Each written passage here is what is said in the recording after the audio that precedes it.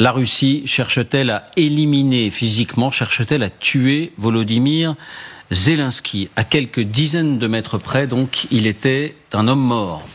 Il était un homme mort parce qu'un missile russe est tombé tout près de son convoi. On apprend à l'instant que ce bombardement a fait 5 morts. Et Zelensky était tout près en convoi présidentiel lors de la visite où il accompagnait le Premier ministre grec qui était lui-même en déplacement en Ukraine, à Odessa. Donc la question est posée. Les Russes ont-ils cherché à tuer Zelensky? Est-ce un objectif pour les Russes? D'abord, voyons exactement ce qui s'est passé. Voici les indispensables avec Quentin Bérichel. Bonsoir Quentin. Bonsoir David, bonsoir à tous. Alors comment se sont déroulés ces événements? Eh bien, le président Volodymyr Zelensky était en déplacement à Odessa, la 3e ville du pays, avec le Premier ministre grec Kyriakos Mitsotakis.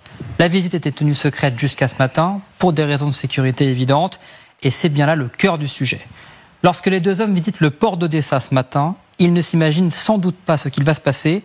Écoutez la détonation capturée par un habitant d'Odessa, puis le commentaire en direct d'une envoyée spéciale de la télévision grecque. А что, ну пускай произвел хули. Ох, мать. Охуеть.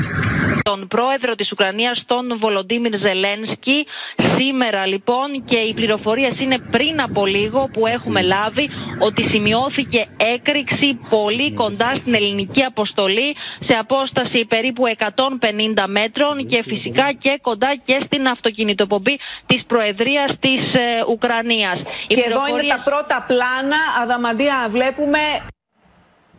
Quelques instants plus tard, c'est un Premier ministre grec visiblement sonné qui se dit, je cite, très impressionné. Nous sommes à Odessa, regardez, au bord de la mer Noire. On est en territoire contrôlé par Kiev, à 60 km tout de même du front. Il faut le dire, la ville d'Odessa est régulièrement bombardée. Encore hier avec cet immeuble éventré par un missile russe qui a fait 8 morts. Mais cette fois, on l'a entendu, la frappe visait clairement le port au moment même où les deux dirigeants y étaient. Alors avec quel missile? Eh bien selon les médias ukrainiens, un missile russe Iskander, 500 km de portée, doté d'une charge explosive de 700 kg. C'est le missile que les Russes utilisent le plus pour atteindre le territoire ukrainien en profondeur. Et le Kremlin a réagi ce soir, il confirme la frappe sur le port d'Odessa. Bonsoir. Quand vous allez dans un territoire qui est en guerre, c'est vous qui dites que le territoire est en guerre.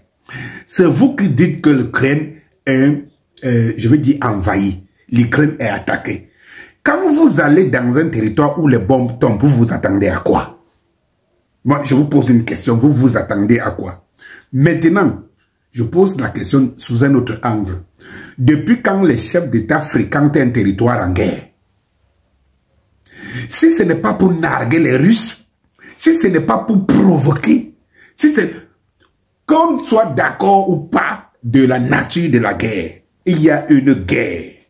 Dites-moi depuis quand les chefs d'État se rendent dans un territoire en guerre. C'est-à-dire que la pseudo-communauté internationale nous montre que c'est inédit. C'est-à-dire que la guerre en Ukraine est inédite.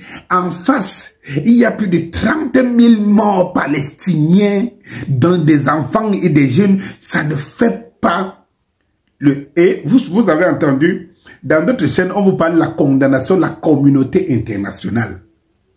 Mais qui a condamné Israël jusqu'à aujourd'hui? Les Juifs qui délogent les Palestiniens de chez eux et installent des colonies. Pas de condamnation de la communauté dite internationale. Et cette communauté dite internationale voit des millions de Congolais mourir à côté de nous. Mais qu'est-ce que vous allez faire dans un territoire en guerre? Si vous voyez, vous, un moyen, une opportunité d'intenter à la vie de Poutine, vous l'aurez déjà fait. Vous ne cherchez que ça.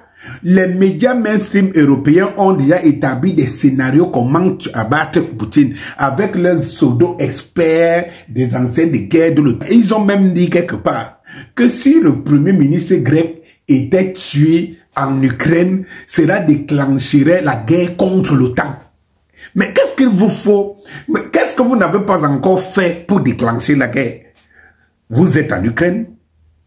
Vous êtes partout. Vous faites des réunions. Vous ne vivez que de ça maintenant.